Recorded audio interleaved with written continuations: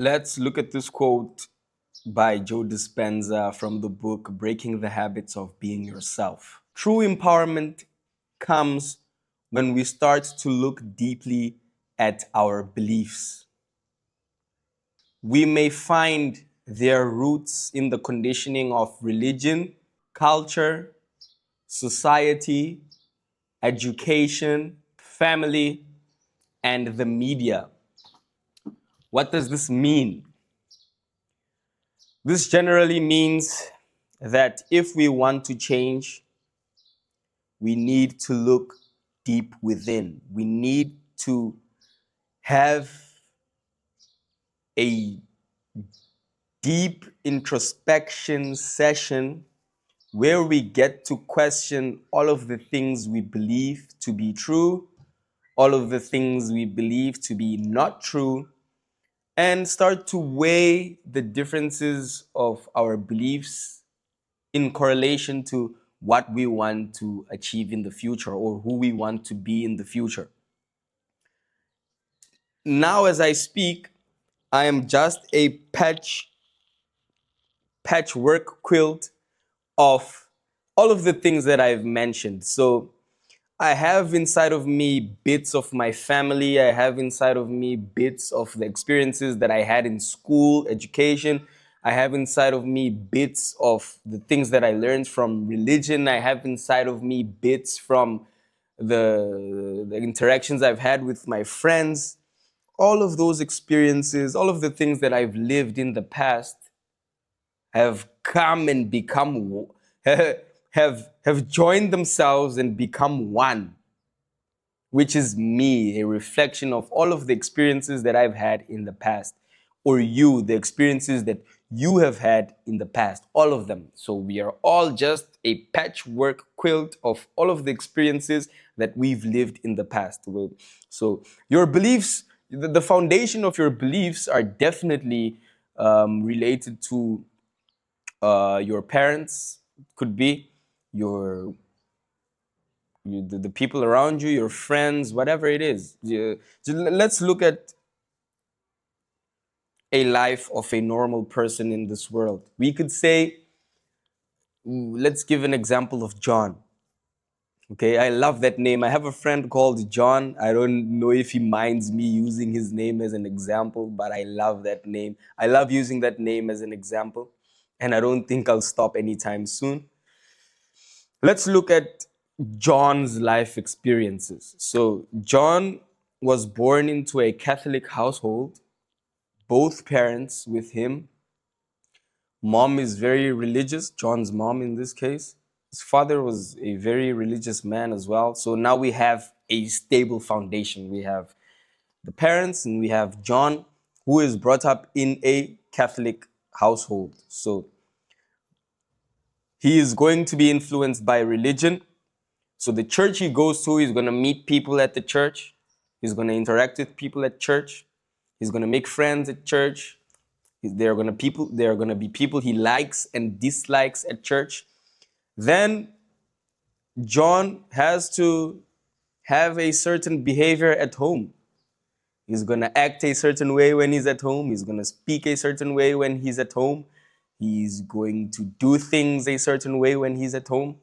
Then John goes to school.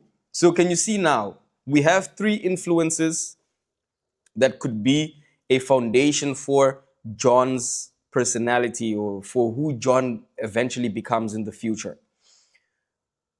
We have religion, we have his own household, and there are a lot of things we could include in the household, like siblings. How many siblings does John have, if any?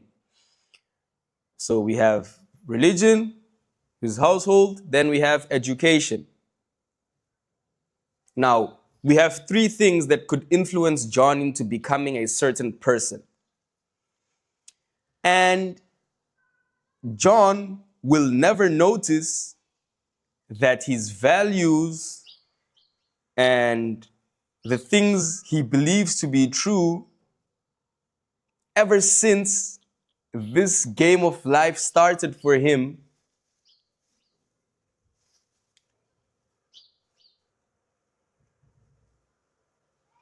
John basically doesn't notice that he's become a person.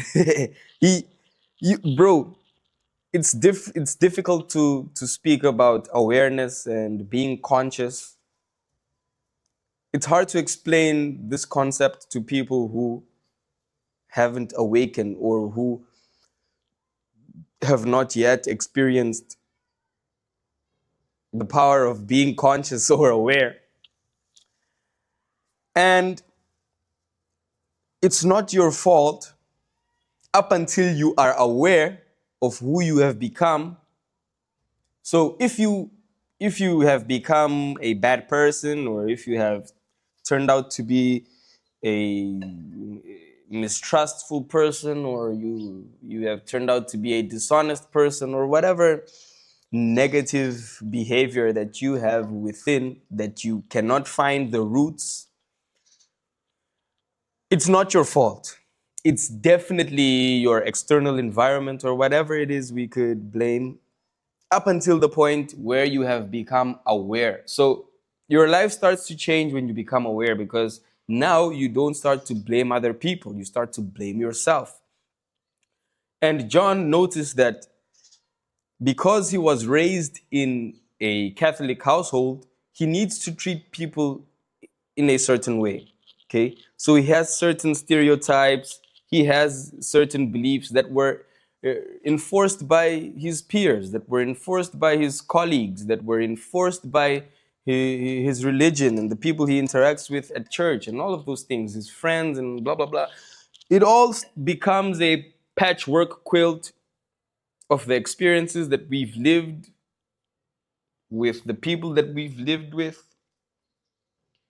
We basically become what we've lived, and we start to live based on the experiences that we've had in the past. That's why it's very common for people to say, I was rich, my I was it's very common to see that people were rich once and then they've lost their wealth, and all they blame is external influences but themselves. They never look inward and think that they are the possible cause of whatever it is that is happening in their life. And I honestly don't blame anyone who is not awakened, because it's hard to look within and question yourself. It's hard to be honest with yourself. It's easier to lie and say, yeah, I'm going to do that tomorrow. Then tomorrow comes and you don't get anything done. It's easy to say that that person did this to me. That's why things have turned out to be the way they are. It's easy to say all of those things, but it's not easy to look within and say, I'm the wrongdoer. I am the one that needs to change. I am the one that is causing hurt and trouble to the people around me. It's very difficult to acknowledge that